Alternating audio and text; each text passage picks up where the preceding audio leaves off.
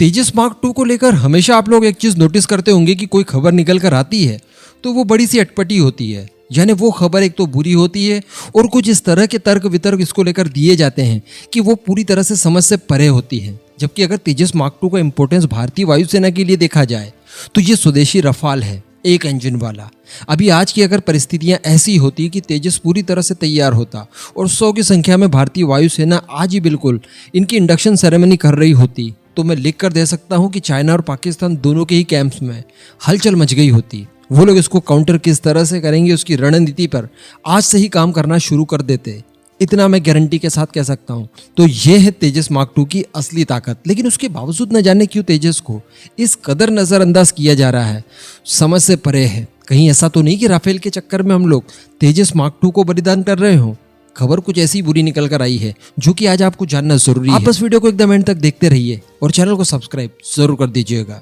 दोस्तों, ओरिजिनली तेजस mark 2 project जो था वो एक नए सिरे से फाइटर जेट बनाना नहीं था, बल्कि जो तेजस मार्क 1 है इनके अंदर री इंजन करना था। यानी इनके जो पुराने इंजन है उन्हें निकालकर इसमें अमेरिकन जनरल इलेक्ट्रिक का F414 इंजन को इंटीग्रेट करना था। ये प्रोजेक्ट था। 2009 में इसके लिए धनराशि स्वीकृत की गई थी एडीए को 2435 करोड़ रुपए की।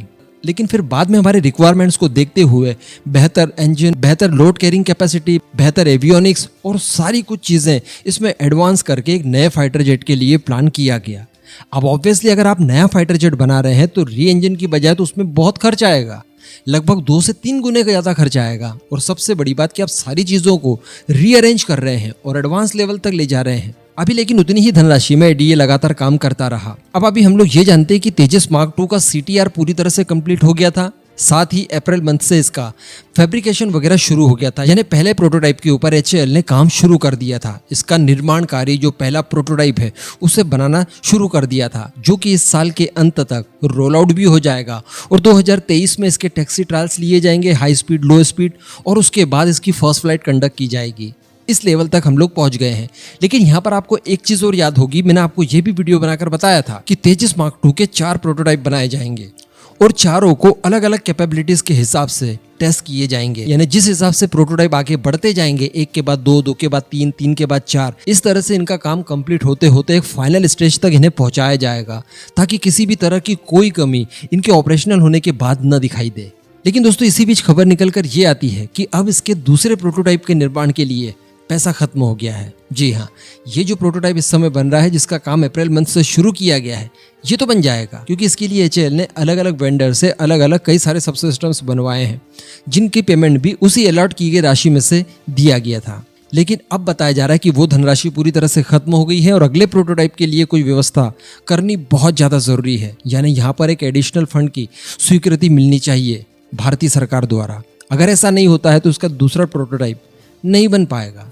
वैसे हम लोग ये नहीं सोच सकते कि धनराशि अब दोबारा अलॉट नहीं होगी, लेकिन अगर इसमें थोड़ा सा भी लेट हो जाता है तो जो हमारा प्रोटोटाइप है पहला तो सही समय पर बन जाएगा, लेकिन सेकंड प्रोटोटाइप से लेकर अंत प्रोटोटाइप तक कुछ हद तक डिले जरूर हो जाएगा। कहने का मतलब यहाँ पर जितना जल्दी हो सके दोबारा धनराशि जो रिक्वायर्ड है उसे अलॉट करना पड़ेगा। इसके अतिरिक्त अन्य और कोई चारा नहीं है।